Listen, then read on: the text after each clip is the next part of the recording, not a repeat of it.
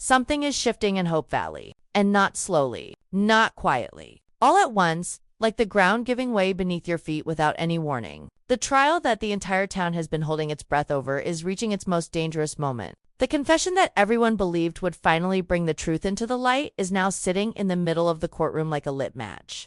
Powerful, undeniable, but surrounded by uncertainty. Christopher Hughes, the man whose signature sits on that document, is nowhere to be found. And without him standing in that courtroom, speaking those words with his own voice, the confession means almost nothing. The judge knows it. The lawyers know it.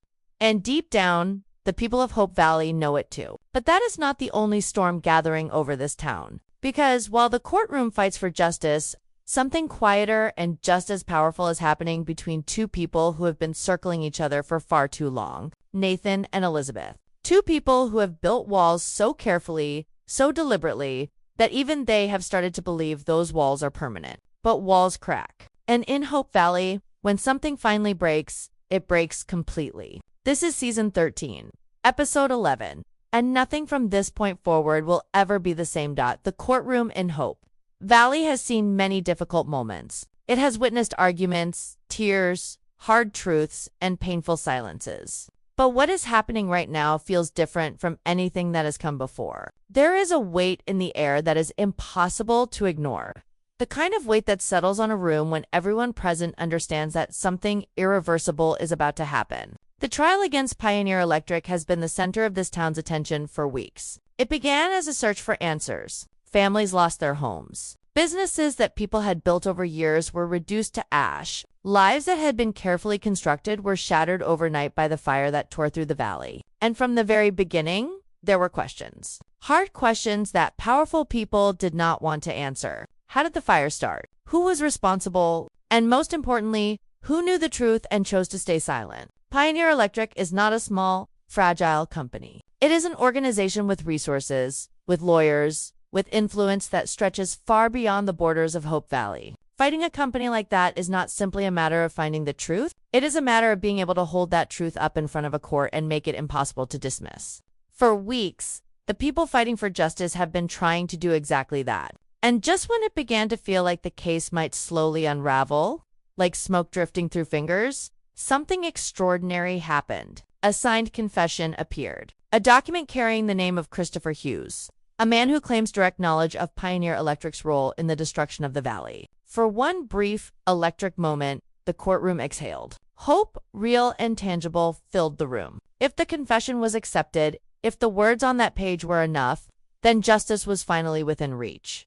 But hope in Hope Valley never arrives without a cost. Almost immediately, the judge looked up from the document and asked the question that changed everything. Where's Christopher Hughes? Those 4 words landed in the room like stones dropped into still water, sending ripples through every person present. A written confession, no matter how detailed, no matter how damning, is not the same as a living, breathing witness standing before the court and speaking the truth out loud. The judge made that clear. Without Hughes present, without his voice confirming what that document says, the confession becomes uncertain evidence. It becomes something that lawyers can challenge, question, and ultimately dismiss. And Pioneer Electric's legal team understood that immediately.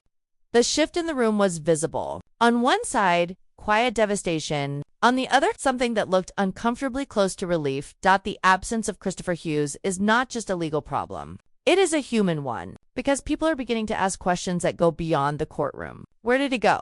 Why would a man sign a confession, a document that implicates one of the most powerful companies in the region, and then simply vanish before he could deliver it himself? Some people are telling themselves that he simply lost his nerve, that the pressure became too great and he ran. Others are not so generous with their assumptions. They are allowing themselves to imagine darker possibilities. That someone who did not want that confession to reach the courtroom made sure that Hughes would not be there to stand behind it. Nobody is saying these things loudly, but the thoughts are moving through the room like a current beneath still water.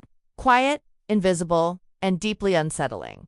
Outside the courthouse, the streets of Hope Valley are quieter than usual. People are not gathered in large groups talking the way they normally would. Instead, they move carefully, slowly, with the kind of deliberate stillness that comes when a community is collectively holding something heavy. Shopkeepers glance toward the courthouse between customers. Neighbors exchange looks that carry entire conversations without a single word being spoken. there is a shared understanding moving through the town that today matters. That what is decided in that courtroom today will not stay inside those walls. It will come home with every single person. It will sit at dinner tables and lie awake in beds long after the verdict is announced. Because for the people of Hope Valley, this trial was never just about law. It was about whether the truth still has the power to win when it is standing against something that has more money, more lawyers, and more influence than any of them could ever match. That question is still unanswered, and the clock is still ticking.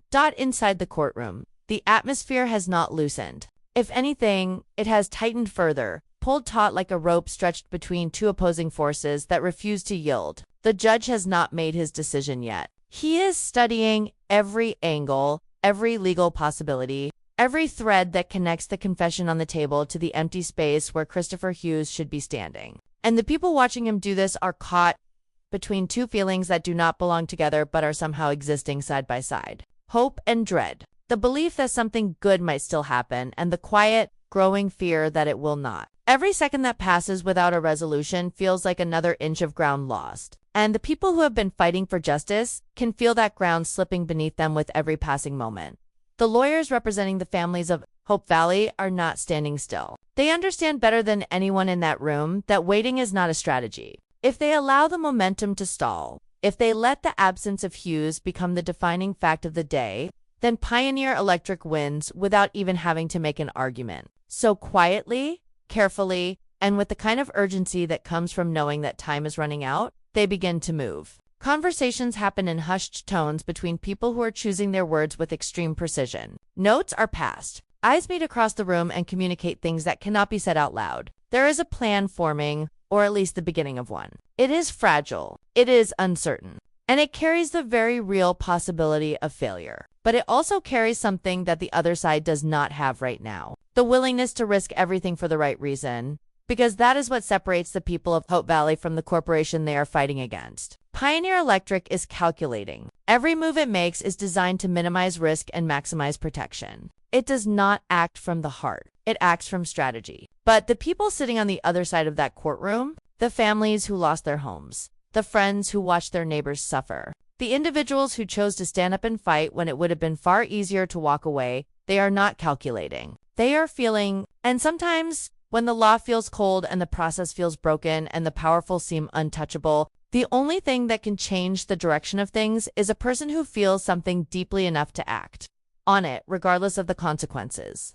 That person, or that moment, has not yet arrived, but everyone in the room can sense that it is coming. Meanwhile, the question of Christopher Hughes continues to dominate every whispered conversation. The lawyers have not given up on finding him behind the formal proceedings. Behind this structured back and forth of the courtroom, there are people making calls, sending messages, reaching out through every connection they have. If Hughes is hiding, they want to find him and convince him that the cost of staying silent is greater than whatever he is afraid of. If something has happened to him, if he has been pressured or threatened or worse, then finding out the truth about that becomes just as important as the confession itself. Because if Pioneer Electric is responsible for his disappearance, that is not just a legal issue. That is something that changes the entire nature of what this trial is about. It transforms it from a civil case about a fire into something far darker and far more serious. And while nobody wants to believe that a company could go that far, nobody in Hope Valley is naive enough to dismiss the possibility entirely. Not anymore.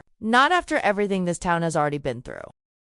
The judge calls for a brief recess and the room exhales, but not with relief. It exhales with tension, the way a person breathes when they are trying to stay calm but their hands are still shaking. People stand, stretch, move toward each other in small clusters, and the conversations that begin are low and urgent. Some are angry, some are frightened, some are determined in a way that goes beyond words.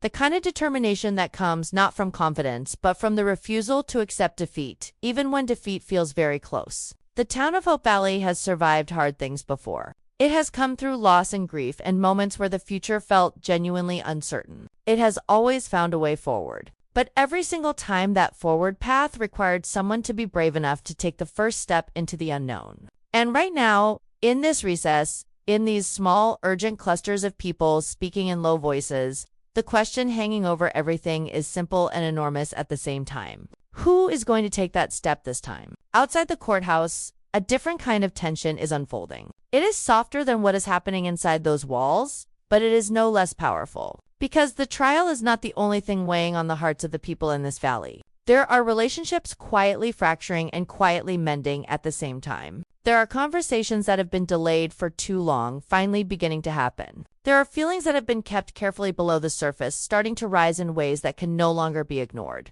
And at the center of all of this, in the most unexpected and yet somehow perfectly timed way, are Nathan and Elizabeth. To people who have spent a considerable amount of time and energy finding reasons not to acknowledge what is clearly, undeniably, and increasingly obviously growing between them. The trial has a way of stripping things down to their essentials. When a community is facing something as serious as what Hope Valley is facing right now, the small hesitations and carefully maintained distances that people use to protect themselves start to feel less important. What matters becomes clearer, and what matters between Nathan and Elizabeth is becoming impossible to pretend is not there. Nathan has always been a man who carries things quietly. He does not announce his struggles or wear his emotions where others can easily see them. He processes internally, works through difficulty in the private space of his own mind, and presents the world with a version of himself that is steady and composed even when the inside tells a completely different story. But steadiness has a limit, and composure, maintained for long enough, under enough pressure, eventually gives way. Elizabeth has seen glimpses of what lives beneath Nathan's careful exterior. She has caught moments where the wall comes down just slightly, where something real and unguarded moves across his face before he can pull it back into place. And every time she has seen those moments, something in her responds to them in a way she has not quite been able to categorize or contain. It is not simply sympathy. It is not simply friendship. It is something that sits deeper and warmer and more complicated than either of those things. And she knows it. Even if she has not said it out loud to anyone, including herself, she knows it. The town around them is holding its breath over a courtroom verdict. But Nathan and Elizabeth are holding their breath over something just as significant in the quiet, personal geography of their own lives. The question of what they are to each other, what they could be, and whether either of them is brave enough to stop pretending that question does not matter, is building toward an answer whether they are ready for it or not. And in Hope Valley, when something has been building for long enough, it does not wait for the perfect moment. It arrives on its own terms, in its own time, and it demands to be faced directly. That moment for Nathan and Elizabeth is drawing closer with every hour that passes. And the closer it gets, the heavier the air between them becomes, charged with everything that has been left unsaid and every feeling that has been carefully, deliberately, and ultimately unsuccessfully kept at a careful distance. The recess ends. The courtroom fills again with the same faces carrying the same weight. But something has shifted in the minutes that passed outside those walls. It is subtle, the way most important shifts are. Not a dramatic announcement or a visible change in the room's arrangement. Just a quiet but unmistakable difference in the energy of certain people. The lawyers who were huddled in urgent conversation during the break are now seated with a stillness that reads less like defeat and more like focus. The kind of focus that comes when a decision has been made, when the deliberating is over and what remains is simply the execution of whatever was decided in those hushed, pressured moments between the formal proceedings. Nobody in the room knows exactly what that decision is, but the people who have been watching closely, who have learned to read the small signals that move through a courtroom the way weather moves through a valley, can sense that something is about to change. The question is no longer whether a move will be made. The question is whether it will be enough. The judge settles back into his position with the quiet authority that has defined every moment of this trial. He does not rush. He never rushes, and that deliberate, measured pace, which has at times felt maddening to the people sitting in that room desperate for resolution, now feels almost appropriate. Because what is being decided here deserves the weight of careful consideration. Pioneer Electric's lawyers sit with the polished composure of people who have done this many times before, who have sat in rooms like this one and watched cases turn against them and still found a way to navigate toward the outcome their client needed. They are not celebrating yet, but there is something in the way they hold themselves, something in the angle of their confidence, that suggests they believe the odds are still in their favor. And they may be right. Without Christopher Hughes standing in that courtroom, without his living voice confirming what the confession says, the document alone is standing on uncertain legal ground. And uncertain ground is exactly where experienced lawyers do their best work. But then something happens that nobody in that room was fully prepared for. A door opens, not dramatically, not with any kind of announcement or fanfare, just a door, opening the way doors open, quietly and without ceremony. And the person who walks through it changes the temperature of the entire room in an instant. It is not Christopher Hughes. Not yet. But it is someone connected to him. Someone who has information, who has been sitting on that information with the full understanding of how much it matters, and who has finally made the decision that staying silent is no longer something they can live with.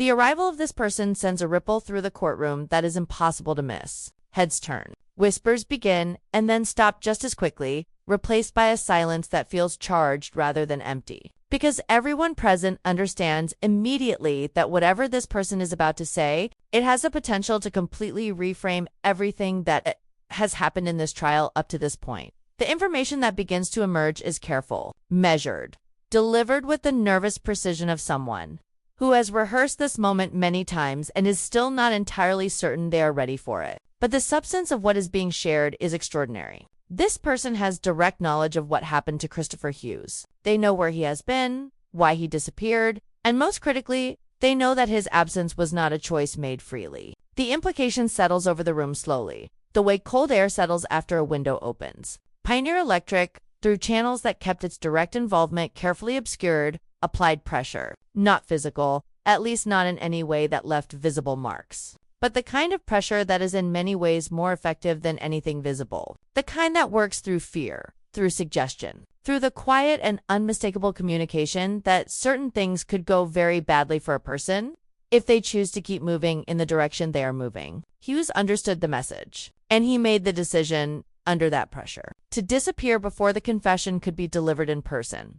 The courtroom absorbs this information with the stunned, collective stillness of people who suspected something like this was possible but genuinely hoped they were wrong. Because suspecting that a powerful corporation might go to these lengths to protect itself is one thing. Having evidence of it, or at least testimony pointing directly toward it, is something else entirely. It transforms the trial. It is no longer simply a case about whether Pioneer Electric caused the fire, and whether the evidence is sufficient to prove that in court. It is now also about whether this company actively worked to prevent the truth from reaching the court at all. And if that can be demonstrated, if that layer of the story can be established clearly and credibly, then the entire dynamic of the case shifts in ways that favor the people of Hope Valley significantly. Pioneer Electric's lawyers understand this. The shift in their composure is small, but visible to anyone paying close enough attention. The polished certainty they carried into the room has developed a crack.